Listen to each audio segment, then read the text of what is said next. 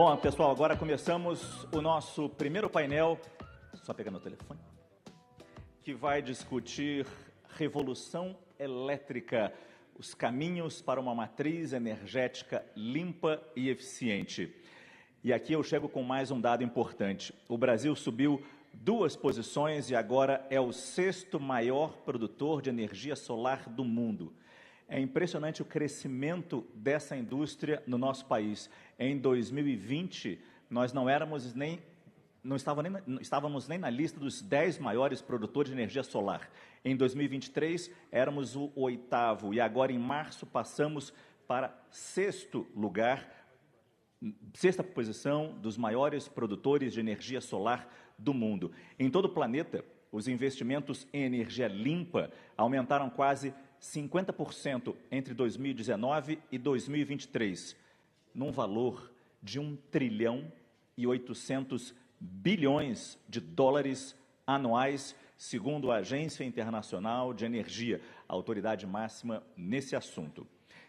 Então, nesse cenário mundial, o Brasil tem uma posição privilegiada em termos de energias limpas e renováveis, com cerca de, como disse o próprio ministro aqui, 88% da nossa matriz elétrica sendo limpa e sustentável. Pois bem, é a partir desse cenário mapeado que eu chamo ao palco os convidados desse nosso primeiro painel, começando com o governador do Pará, Helder Barbalho.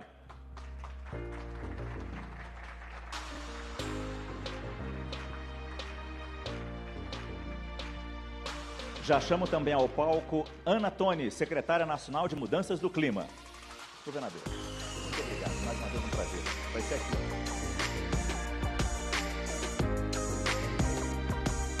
Reinaldo Passanese Filho, CEO da CEMIG.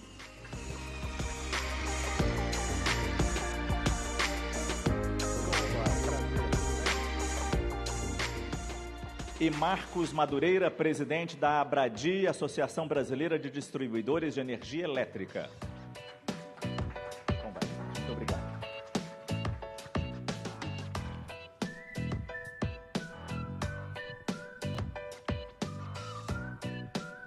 Prazer tê-lo aqui. Por favor, podem sentar, pessoal. Governador, eu começo com o senhor. É sempre muito importante ter o senhor aqui com a gente. O senhor está rodando o mundo e já nos encontramos em outros fóruns, sempre levando, primeiro, como o Pará está trabalhando para fazer essa COP30.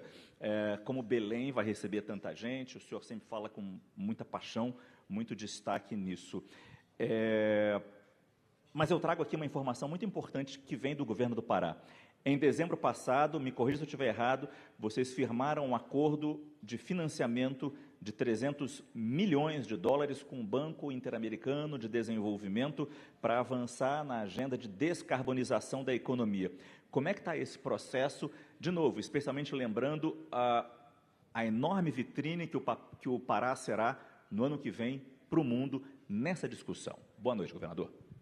Boa noite, Márcio. Uma satisfação agradecer a você e a CNN pela oportunidade de participar deste momento, deste painel, cumprimentar a todos os colegas. Me permitam, em nome da Ana, essa representante de todas as mulheres, cumprimentar a todos nesta oportunidade. João, a alegria poder estar aqui participando, cumprimentar o ministro Alexandre, parabenizar pela sua fala e, mais do que isso, pela liderança à frente do Ministério de Minas e Energia, e comentar aqui sobre a grande agenda do Estado do Pará, que é a nova escolha do Estado.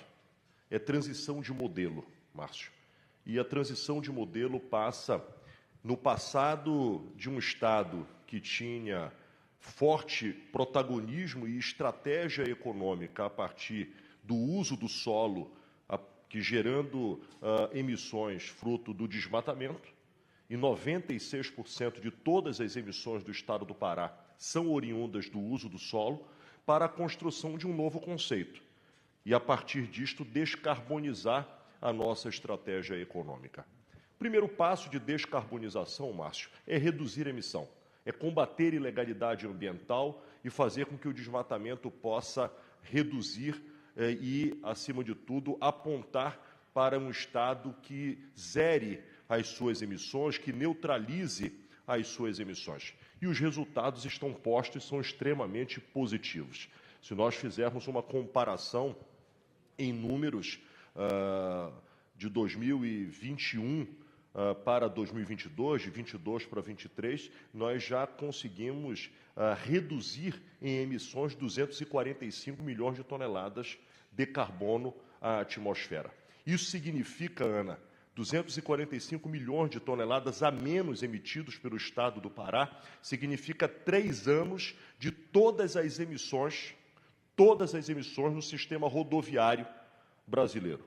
Tudo que os carros, que os caminhões, os ônibus emitem para a atmosfera. Portanto, esta é a primeira grande notícia que nós estamos trazendo. Por outro lado, quando você descarboniza, você gera um crédito. E gerando um crédito, você passa a ter uma grande oportunidade econômica de ter uma nova economia para o Estado, que é a economia do mercado de carbono, que teremos um painel, inclusive, que falará um pouco sobre isto aqui.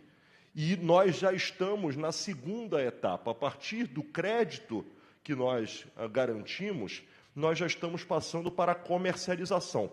Portanto, de um Estado que tinha na commodity minério, na commodity agrícola e na commodity pecuária, nós passamos a ter uma nova commodity, carbono.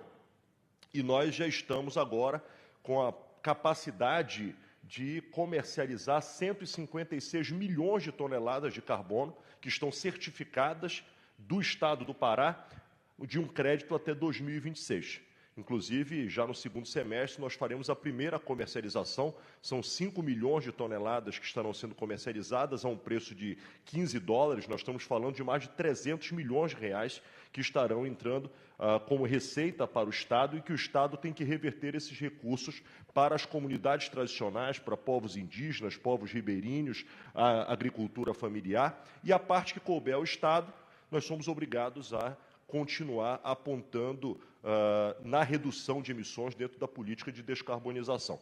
Portanto, esta lógica do modelo de descarbonização, Márcio, é aquilo que nós estamos construindo de soluções baseadas na natureza para gerar empregos verdes, cuidando das pessoas e cuidando do meio ambiente. Essa estratégia ou essa necessidade de trazer dinheiro de fora, investimentos de fora, é tida pela secretária nacional de Mudanças do Clima, a senhora Ana Antônia, que está aqui com a gente, como grande desafio para descarbonizar a nossa economia. E isso é interessante, e daí a importância de ter a senhora aqui. Muito obrigado pela sua presença, para dizer qual é a perspectiva que nós temos de mudança do clima para que esse investimento realmente se concretize, como realmente tornar o país atrativo para esse investimento aqui. Bom, boa noite, muito obrigado pelo convite, parabenizar aqui a CNN, no nome do João, cumprimentar o ministro e no nome do nosso governador, cumprimento aqui todos os panelistas. Queria agradecer pelo que já foi falado aqui pelo governador, que essa determinação que o Estado do Pará acabou de não ser mencionado, essa determinação de querer mudar e transformar a economia local, nacional, que eu acho que o Brasil agora está fazendo essa opção, é isso que está trazendo e mostrando o Brasil como este lugar que quer, e acho que vamos demonstrar isso ainda mais claramente, já estamos no G20, mas na COP30, de o Brasil ser este provedor de soluções climáticas. O Brasil tem essa capacidade, esse potencial de transformar as nossas vantagens comparativas em competitivas, mas é um potencial. Precisa dessa determinação que o Estado do Pará acabou de mencionar, que o Brasil inteiro está fazendo essa opção para a gente conseguir atrair. Porque, diferentemente dos Estados Unidos ou da União Europeia, que tem seus próprios recursos e conseguem investir, subsidiar suas empresas para esse processo de descarbonização, no caso de um país emergente como o Brasil, isso não é o caso. Então, a gente vai ter que não só desenvolver os bons projetos que já estão sendo desenvolvidos nas diversas áreas, na agricultura de baixo carbono, restauração, na área de biocombustíveis, na área de biometano, são todas, SAF, obviamente, todas essas áreas que o Brasil tem potencial, a gente tem que agora desenvolver os projetos específicos, demonstrar nossa capacidade, porque o Brasil, a gente nos conhece, a gente tem que agora desenhar os projetos e mostrar a capacidade de implementação que temos, dar a segurança jurídica que foi mencionada, que é fundamental para essa segurança jurídica, e criar os meios de financiamento. Então, da perspectiva do Ministério do Meio Ambiente, a gente vem trabalhando com o Ministério da Fazenda para criar alguns mecanismos. Então, já foi mencionado, o mercado de carbono é um instrumento fundamental. O segundo é o Fundo Clima, que está sendo operado pelo BNDES, e conseguimos atrair 2 bilhões de dólares para o novo Fundo Clima. Então, será um Fundo Clima com 10 bilhões e 400 milhões de reais.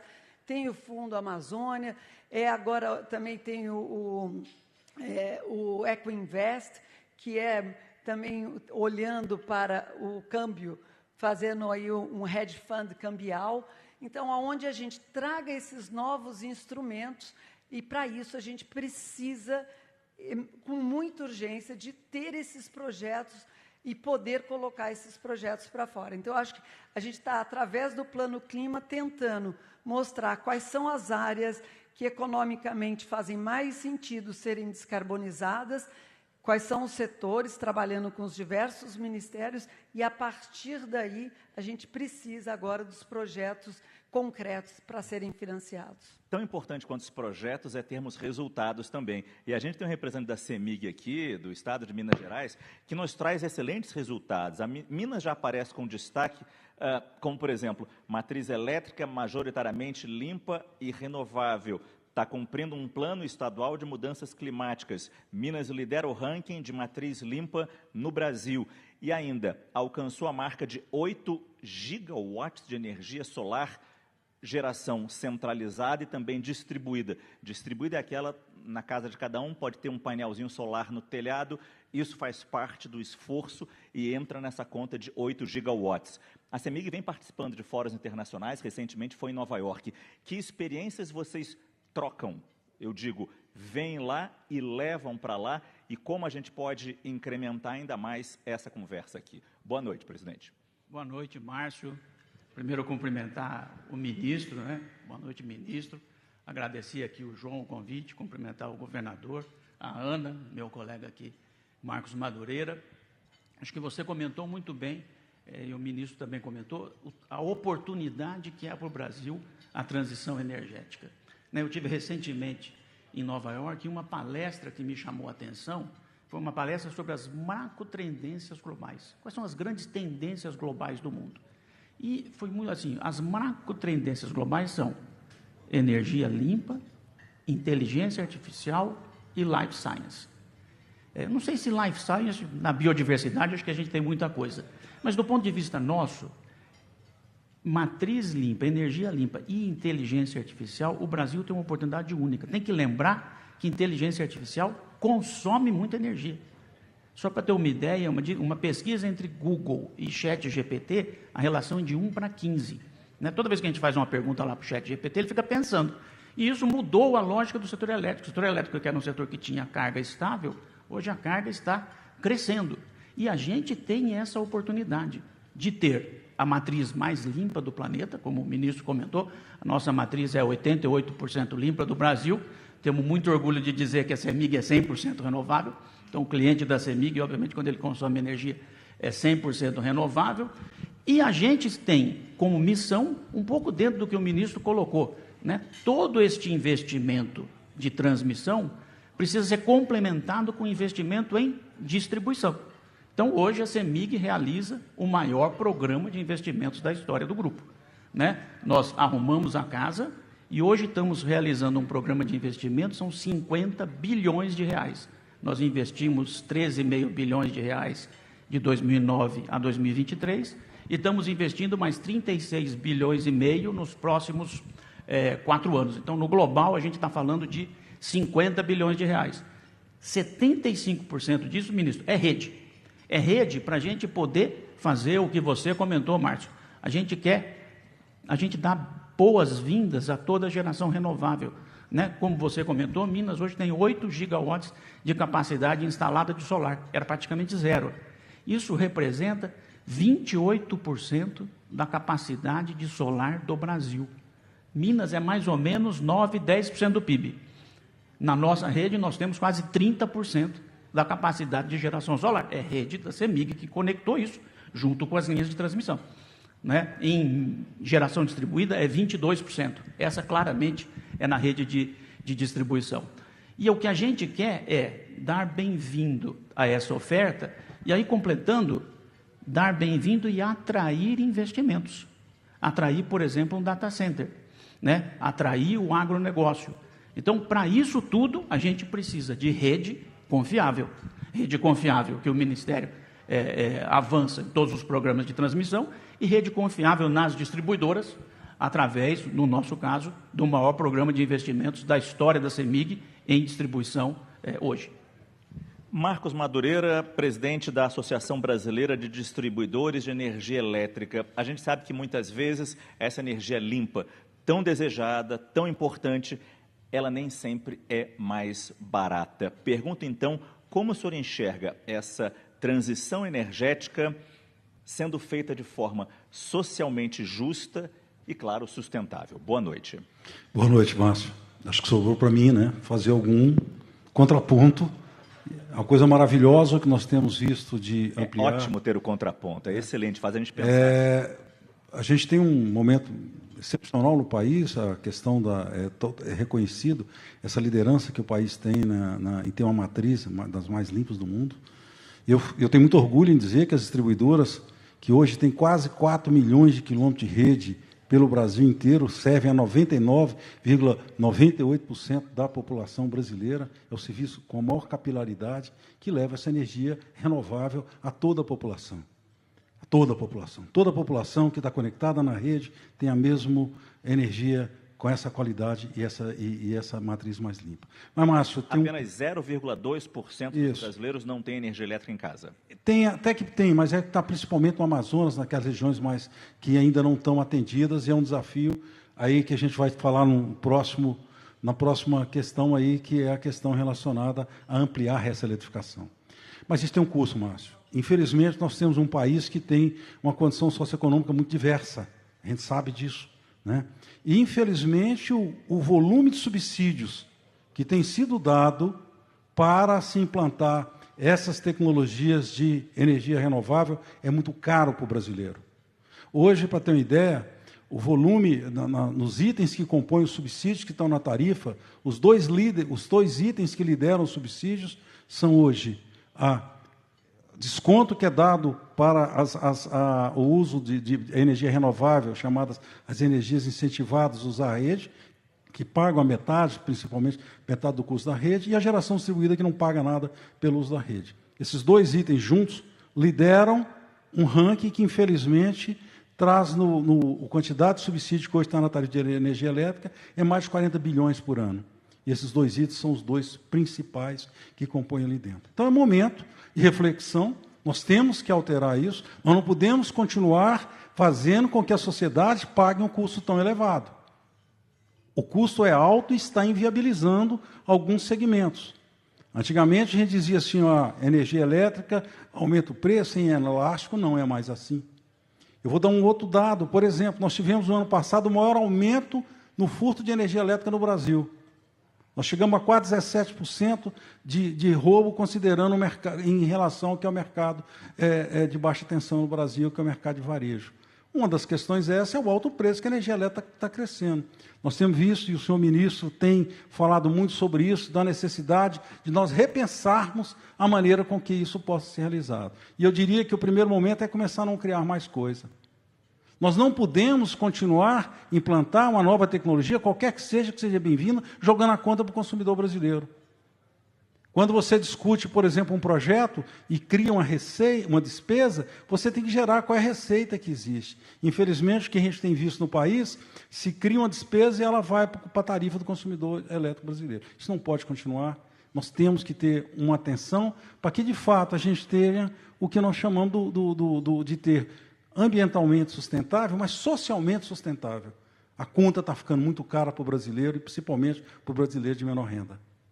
Voltar aqui para o governador a palavra, para trazer um pouco mais de experiência internacional. Eu comecei falando que a gente se encontra em alguns eventos, assim como o representante da CEMIG, o governador também participa desses eventos internacionais, e a Secretaria de Desenvolvimento Econômico, Mineração e Energia do Pará participou da Offshore Technology Conference, que aconteceu no Texas, e participou especificamente do painel A Petrobras na Transição Energética, produzindo petróleo de baixo carbono. Queria que o senhor dividisse conosco o que foi discutido nesse encontro e, claro, a sua visão sobre essa exploração que nós discutimos com o ministro. Deve ser feita, como a presidente da Petrobras também destaca, deve ser feita, enquanto o Ministério do Meio Ambiente tem algumas ressalvas ainda. É fundamental que nós possamos equilibrar o desafio ambiental com a segurança energética para o nosso país.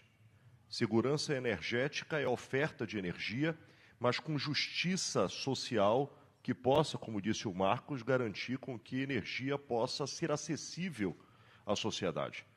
Eu venho de um estado que produz energia, que exporta energia para o Brasil, que tem a maior hidrelétrica genuinamente nacional, que é Belo Monte, e infelizmente o Pará e o paraense pagam a conta de energia mais cara do Brasil. Isto é absolutamente um equívoco e precisa ser rediscutido a lógica federativa dos custos de energia para a sociedade brasileira. Dito isto, a discussão que está posta é: nós temos uma possibilidade de um ativo exploratório de combustível fóssil. A Petrobras se apresenta como uma companhia absolutamente qualificada com o seu histórico, mostrando ser capaz de fazê-lo dentro da ambiência e da regularidade estabelecida na agenda ambiental. O que eu tenho defendido, Márcio? A Petrobras, como um ativo do Brasil, deve ser a grande líder da transição energética do nosso país, fomentando tecnologia, conhecimento, inovação e um plano efetivo que nós possamos estabelecer. Em que tempo o Brasil pode desmamar da energia de combustível fóssil? E quais serão as transformações necessárias para compatibilizar segurança energética com a agenda de descarbonização da nossa economia? E ali tenho dito que a Petrobras deve ser a grande fomentadora de soluções baseadas na natureza. Por exemplo, aqui já foi dito, bioeconomia, fármacos, cosméticos, biomateriais, biocombustível. Isto tudo deve ser apoiado para que esta transição possa acontecer, para que nós possamos garantir soluções que socialmente sejam viáveis e possam melhorar a qualidade de vida dos brasileiros e ambientalmente estejam dentro de um país comprometido com as suas transições. Portanto, neste momento, nós temos discutido e debatido que deva se apresentar quais são as oportunidades a partir da pesquisa e quais são as exigências para que estas pesquisas possam acontecer. Nós temos um órgão licenciador que é o IBAMA, absolutamente qualificado. E temos uma empresa que é a Petrobras, que tem todo o know-how para responder. O IBAMA deve colocar na mesa quais são as exigências e a Petrobras deve responder se ela é capaz ou não de fazê-lo. Se ela não for capaz, isto não está em questão. Nós não aprovaremos e não apoiaremos qualquer tipo de exploração que não esteja pautado na regularidade ambiental. Isso não é bom para a imagem da Petrobras, quanto mais para a imagem do Brasil. Agora, isso deve ser discutido tecnicamente e pautado em ciência e conhecimento, e não em passionalismo ambiental. Acho que eu estendo a pergunta para a Ana Tônia, secretária nacional de Mudanças do Clima. Qual o diálogo possível em visões que parecem ser tão diferentes, todas pensando no melhor do Brasil, para o Brasil, mas são visões diferentes? Infelizmente, o debate sobre exploração de petróleo num lugar específico, na 59, na Foz, extrapolou um debate que a sociedade brasileira tem que ter, que é aí sim um debate político. O debate que está acontecendo, eu acho que o governador falou muito bem, é um debate técnico entre a empresa Petrobras e o IBAMA, para ver as condições técnicas de fazer a pesquisa ou não. Não é um debate sobre o Brasil vai explorar o petróleo. Essa decisão não cabe à Petrobras e ao IBAMA, cabe ao Brasil, à sociedade, cabe dentro do Conselho Nacional de Política Energética, logicamente, trazendo todos os ministérios, o Ministério de Minas e Energia, que está lá à frente, mas isso é um debate que a sociedade tem que ter. Tem visões diferentes sobre este debate, mas o debate é bem-vindo. Vivemos numa democracia e precisamos ter. Agora, o Brasil é um país, e esse governo em particular, que apoia a ciência, apoia a técnica. Temos uma empresa tecnicamente muito robusta, temos o IBAMA tecnicamente super robusto. Não há radicalismo ambiental, como não há radicalismo de combustível fóssil. A gente tem que ter um debate maduro sobre o tema. E é o momento, porque foi na COP28, e o presidente Lula foi fundamental na COP28, que ele próprio falou, em outras palavras, o que o governador falou. Precisamos acabar com a nossa dependência de combustíveis fósseis. O presidente Lula falou na COP28. Como isso vai acontecer? Com quanto tempo? Quem acaba antes? Se são os países desenvolvidos, o maior produtor de petróleo, hoje em dia, os Estados Unidos, Canadá, Rússia, são esses países que começam antes. Esse debate não está só no Brasil, está no mundo. Já está dado. Vamos ter um debate maduro sobre esse tema, liderado por quem está liderando esse tema, mas acho que quanto menos paixão, porque o meu medo é que a linda COP que a gente quer ter em Belém, na COP30, onde a gente quer mostrar um Brasil provedor de soluções climáticas, acabe sendo um debate específico sobre uma perturbação no 59, em vez da gente poder apresentar o Brasil do que o Brasil é, com um potencial muito maior do que um lugar específico para essa COP. Então, esse é um medo que eu tenho e eu espero que a sociedade brasileira tenha maturidade para poder fazer esse debate. Especialmente que a gente chegue unido na COP, né? Principalmente isso. Agora, enquanto tem essa discussão, os mineirinhos vão quietinhos ali, mostrando bons resultados. Já trouxemos esses bons resultados. Daí pergunto para o senhor, já só para acelerar o nosso tempo aqui, e para frente? E para o futuro? O que a CEMIG busca nessa transição energética olhando para frente? A CEMIG, Márcio, quer ser protagonista desse processo, né? Então, hoje a gente tem muito orgulho de dizer que a gente é 100% renovável. A gente tinha uma única usina térmica, nós não vendemos, nós fechamos a usina térmica, que é diferente, porque aí é, obviamente, zero emissão de carbono. E o nosso objetivo é, de fato, voltar a ser indutor do desenvolvimento de Minas e do Brasil. É por isso que estamos realizando esse programa recorde de investimento, para retomar o que sempre foi o propósito da CEMIG, de ser indutora do desenvolvimento. A gente está falando, o Mais Energia, a gente está falando de trazer 200 novas subestações. Quando eu assumi, eram 414, é 50% de crescimento. O Minas Trifásico, que ia colocar converter rede monofásica em trifásica, são 30 mil quilômetros. O perímetro da Terra são 40 mil quilômetros. Nós estamos colocando 30 mil quilômetros. Para quê? Exatamente para fazer esta conexão entre trazer, muito bem-vindo, toda a energia renovável e permitir que o agronegócio se expanda, né? Obviamente que a gente não gosta quando tem uma irrigação com gerador a diesel. Não faz o menor sentido. Ela tem que ser com geração renovável, ligada na rede da CEMIG. Mas o que a gente quer é efetivamente ter o protagonismo de desenvolver uma rede e ser a conexão entre a oferta renovável de energia e a demanda por aqueles que querem energia renovável.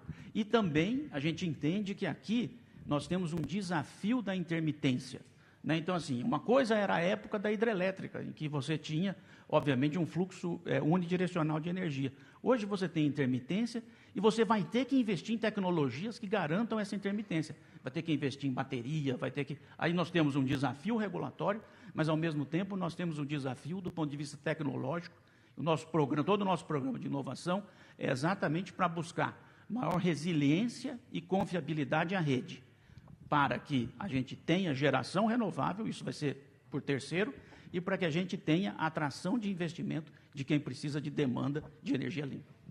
Governador, especificamente, de novo, falando da COP30, como o Pará se prepara para receber tantos visitantes, mas principalmente tendo em foco essa imagem do Brasil. Que imagem o Brasil vai passar sediando a COP30, um evento tão importante, principalmente essa COP, que vai marcar o 30º aniversário das conferências das partes da ONU. Que imagem o senhor acha que o Brasil pode passar através do Pará? Primeiro, o Brasil tem autoridade para liderar esta agenda. O Brasil não deve admitir ser capturado como vilão dos problemas ambientais do mundo. Hoje, quem emite e quem compromete a atmosfera são os países do norte global, são os países industrializados. Para se ter uma ideia, floresta é responsável por apenas 10% das emissões ao planeta. Quem hoje tem a maior floresta tropical do mundo é o Brasil. Quem tem 88% da sua energia limpa, é o Brasil. Quem tem hoje um forte investimento em transição energética é o nosso país. O que eu entendo é que a COP, quando acontece na Amazônia, é uma grande oportunidade para que o Brasil possa ser líder desta agenda climática e agenda ambiental, para que nós possamos fazer um chamamento ao financiamento ambiental, fruto das urgências climáticas, para soluções baseadas na natureza. E a oportunidade de fazer a COP da floresta é que deve efetivamente ser a busca do nosso país e apresentar aquilo que nós estamos fazendo. A redução de emissões, o combate às ilegalidades ambientais, a redução do desmatamento demonstram o compromisso que o Brasil vive neste momento. E nós temos entregas a fazer. O que acho que é fundamental, Márcio, é que nós precisamos garantir financiamento ambiental para que soluções baseadas na natureza possam efetivamente trazer a transformação que nós desejamos. E só há uma transformação, é a conciliação da urgência ambiental com a urgência social do Brasil, para que efetivamente os povos deste país e os povos da floresta possam ser vistos, olhados e enxergados e, acima de tudo, possam ser priorizados para que a transformação social permita que haja sustentabilidade na transformação ambiental. Nós ainda temos tempo dentro do nosso painel, mas a gente tem que se despedir agora do governador Helder Barbalho. Ele tem um voo para pegar, então agradeço muito sua presença aqui com a gente, governador. Muito obrigado mais uma vez. Foi um prazer. E aproveito direto numa última pergunta para a secretária. Bom, vamos tirar só uma foto então, só para marcar a presença do governador aqui. Por favor, fique à vontade.